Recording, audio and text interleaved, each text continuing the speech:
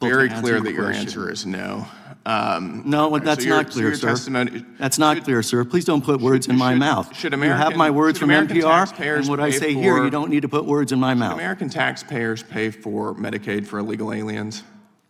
In many circumstances, yes. They should. Not just American taxpayers, but immigrant taxpayers who also pay taxes as well. For Social as Security you know, sir, there is aliens? no exception for tax paying based on immigration status. I'm the one who's asking questions here. Should American taxpayers pay? Welcome back to Freedom Forge, where we break down the news they don't want you to hear and defend American values. If you want more truth in your feed, make sure to smash that like button and subscribe right now. Today, we're diving into a Senate hearing that's got a lot of people talking.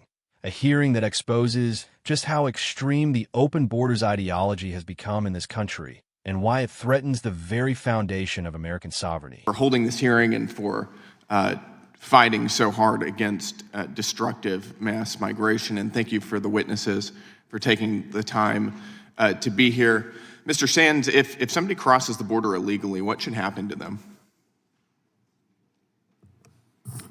Federal law indicates that there are steps that can be taken to remove them. Now, that can happen at the border, so they should or it can happen when they are integrated into society. There are protections once you're integrated into society, especially depending on how long. If we find them crossing into the country illegally, they should be deported, to put it simply. Is that right? If someone does not have a right to enter, yes, there is a right under federal law to interdict them and prevent them from entering. Right. That's been a basic element of immigration law for a very long time. I agree. Including during Plyler. I agree. Do you believe that American tax dollars should be used to rehabilitate criminal illegal aliens within our own borders?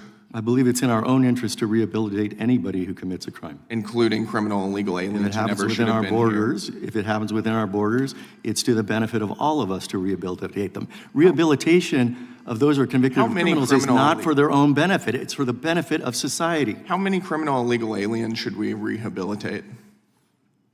Again, anyone who commits a crime and is convicted of a crime should be rehabilitated there's no for the limit. benefit of the entire So an illegal alien society. comes into our country, murders or rapes somebody, we ought to rehabilitate them, is your view. And there's no limit to the number of illegal alien criminals we should rehabilitate? Is that your testimony?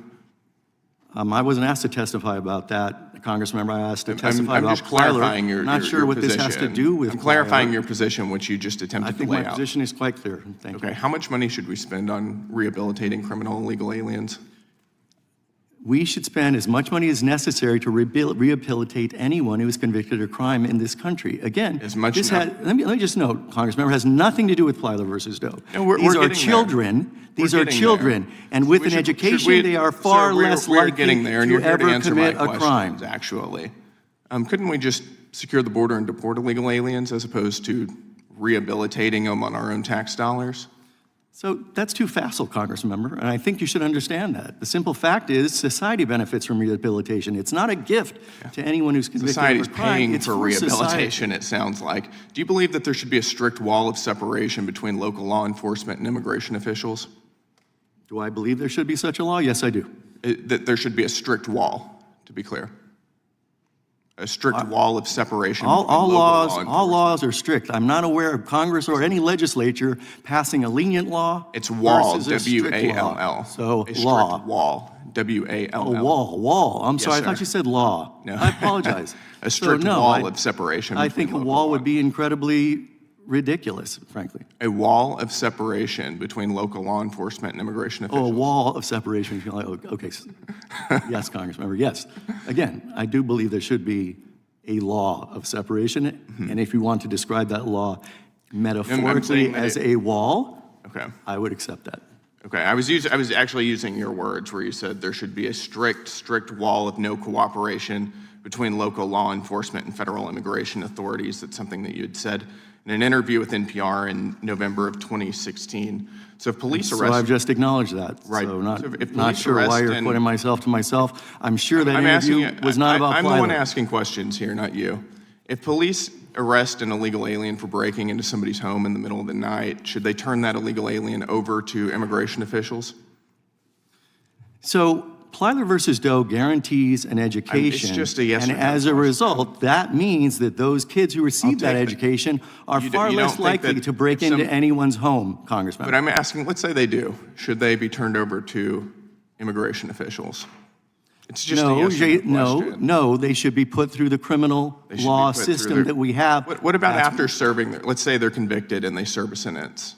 And this is a criminal and legal alien, they broke into somebody's home, they're convicted, they serve let's say a 5-year sentence. Instead of releasing them onto the street, should local law enforcement or prison officials really give them over to immigration officials? There are too many repercussions of a policy like that. You're putting it in the context of a single instance. No, it's so very difficult very to answer clear your that your question. answer is no. No, that's so your- not so clear, your sir. testimony- That's not clear, sir. Please don't put words in my mouth. should You have American- my words should from American NPR, taxpayers and what I pay say here, for- you don't need to put words in my mouth. American taxpayers pay for Medicaid for illegal aliens? In many circumstances, yes. They should. Should Not just they- American taxpayers, but immigrant taxpayers Should who also American pay taxes taxpayers as well. pay for Social As you Security know, for sir, illegal there is no aliens? exception for tax paying based on immigration status. I'm the one who's asking questions here. Should American taxpayers pay for Social Security for illegal aliens? It's a yes or no question. I think the answer is no. It's so I'm not a asking you yes what or you no think. question. It doesn't happen. We don't I'm provide asking Social you, Security should it? benefits I'm asking you if to it should. undocumented people. I wasn't aware that was a topic of I don't today's think hearing. that should happen, and I'm asking you if you think it should happen. This is the last question. The witness may answer the question. I don't believe that that's a question when it doesn't happen. It's misleading to suggest it does. No one who's undocumented It's a really basic receives question, Social and you don't want to Security. answer it because you've got a crazy radical open borders agenda that we can all see. Thank you, Mr. Chair. I think Let me set the stage. This hearing was about the impact of illegal immigration in our states. We're talking about the reality faced in places like Texas, with a staggering 2.7 million illegal aliens, compared to Vermont's 16,000. The numbers are clear. The burden is being shouldered by states on the front lines. But this wasn't just about statistics. This was about our elected representatives finally asking the tough questions. What are we supposed to do when someone crosses our border illegally, breaking our laws from day one? Should taxpayers be on the hook for criminal rehabilitation, Medicaid, even Social Security, for people who aren't supposed to be here in the first place? The hearing started with a representative from Texas, one who is personally seeing the consequences of the border crisis, asking a so-called expert a simple question. If someone enters the country illegally, what should happen to them? The answer danced around for a bit, but we finally got the basic truth. Federal law allows for removal, and if you cross illegally, you should be deported. Seems cut and dry. That's how immigration law is supposed to work. But even on this, the left can't give straight answer. What really gets me is the next part of the exchange. The representative asked whether American tax dollars should be used to rehabilitate criminal illegal aliens. Not just should we enforce the law, but should we spend more of our hard-earned money fixing problems caused by people who are already here unlawfully and have now committed additional crimes? According to the witness, yes, we should. We should spend, and I quote, as much money as necessary to rehabilitate anyone who commits a crime here, illegal aliens included. Folks, let's pause for a reality check. Our schools are underfunded. Our veterans are homeless and going without basic medical care.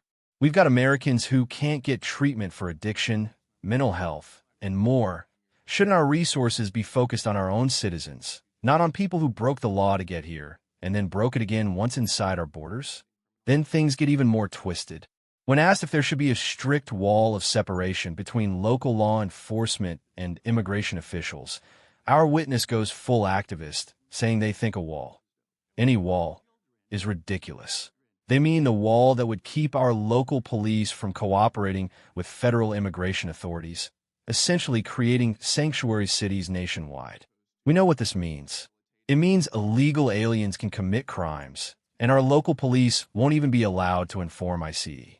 That's not just bad policy, it's dangerous. How can we expect to protect our communities if our own government won't allow law enforcement to do their jobs? Let's go further. If an illegal alien breaks into your home, should they be turned over to immigration authorities after serving their sentence? Even here, there's foot-dragging, deflection, and excuses. The left refuses to give a straight answer, talking about too many repercussions. The fact is, the American people deserve a system that prioritizes their safety, not endless loopholes and sympathy for lawbreakers at our expense. And don't get me started on taxpayer-funded benefits. Should illegal aliens receive Medicaid? According to the witness, yes, in many circumstances. Social Security? Thankfully, even they admit that's not happening, at least not yet. But you can bet that if we don't keep up the pressure, the radical open borders lobby will keep pushing for more giveaways. This is why hearings like this matter.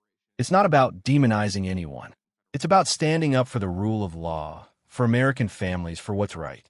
If someone comes to this country legally, follows the rules, and becomes part of the American family, that's a different story. We're a nation of immigrants, but we're also a nation of laws. The radical left wants to blur those lines, erase our borders, and make U.S. citizenship meaningless. We have the right and the duty to demand that our representatives secure the border, enforce our laws, and put Americans first. No amount of political grandstanding or jargon from activist witnesses should distract from that simple fact. If you agree, don't just sit on the sidelines. Share this video, drop some feedback in the comments, and join the fight for our country's future. Smash that like button and subscribe to Freedom Forge so you never miss out on the real conversation. We need a movement that demands sanity in immigration, respect for the law, and accountability from our leaders. Together, let's make sure America stays strong, safe, and free.